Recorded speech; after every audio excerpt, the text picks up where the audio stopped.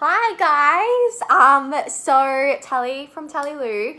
I have not done a video like this for you guys in so long, so I do apologize. Life just sometimes gets in the way, and yeah, it's not an excuse, but it gets in the way. So I just want to talk to you guys about a few things that have been coming up, not only in my life, but a lot of my friends and a lot of people do ask me about this. So I kind of wanted to talk about it today. And what it is about women and body image. And if you guys have been following me for quite a while and know why I started the brand, you'll know that when I was a teenager, I struggled for a very long time with anorexia and depression, to the point that I actually had to quit school and recover at home with my parents. And yeah, but having said that, I do know that having such a horrible mental illness, because it's a mental illness, it's definitely made me a very, very strong person, more determined, more passionate, and more driven to be successful. And I do think that because I was so young, I was 14 years old and was dealing with it for a very, very long time, into my early 20s, that it's definitely made me more driven and more determined in life, business, and definitely health.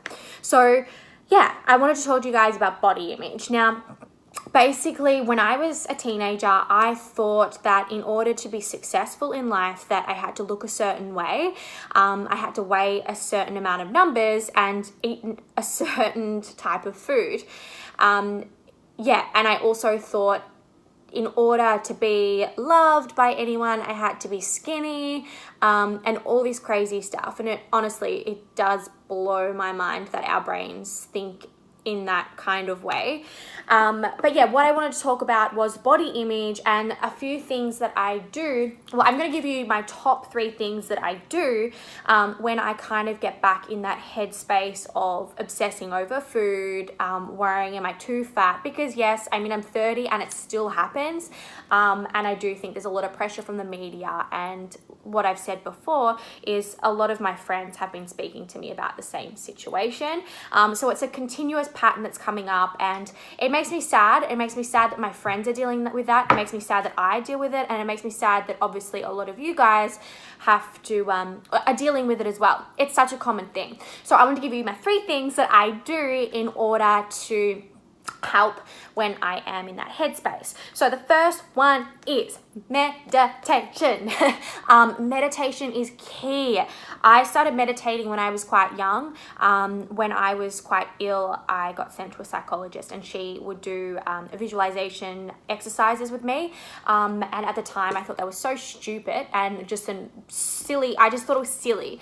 Now, as I've gotten older, I've got more spiritual. I've gotten more into mindfulness. I've realized that, oh, well, that visualization that she did when I was younger, it did help my recovery, and it's such an important part of my recovery, and now it's such an important part of my life. So meditation for me is key. Whenever I'm feeling like really overwhelmed, stressed, anxious, just not myself, like maybe I'm feeling flat, I go back to meditation. Now, I used to meditate in the morning, but now I'm like, I want that extra 5 minutes sleep. So now I meditate either during the day or I meditate at night, which I find is quite cool because it calms me down. I come back to this stillness. I don't know, I just really, really like meditating at night. It does help me sleep as well. So I'll do a 10-minute meditation. For me, I like a guided meditation. A really good app that you guys could download is One Giant Mind. I recommend that all the time. Or what I've started using is Insight Timer, which is also great. There's so many meditations on there. There's so many courses. And what I love about that is you can see the whole world, and you can see who else is meditating in the world and what they were, how long. My phone just dropped, sorry. And how long you've meditated for and all that kind of crazy stuff, which is amazing. Sorry, I'm just going to drop that down, which is really, really cool too. So meditation for me is key. It just brings me back to stillness and back to the present moment and makes me forget about all the silly stuff that I was worrying about. So that's 1. 2 is moving, exercise. Moving your body is so important. Not only does it motivate me, it makes me feel empowered. I always move in the morning. I like to move in the morning because, like I said, it gives me really good energy for the day. I feel motivated. And just, yeah, more energy to work. And obviously it's so good for your health, moving the body. And yeah, I do like cardio, but I'm kind of realizing now as I'm getting older and I'm burning myself out a little bit, I need to kind of take it down a notch. So incorporating more yoga, more Pilates, more walking, just stuff that's not so hard on the body. So that's number 2. And number 3. So number 3 for me is family and friends. I am such a family person. I am such a friend person. I just think that checking in with your family every single day, checking in with your friends is so important, obviously spending time with them.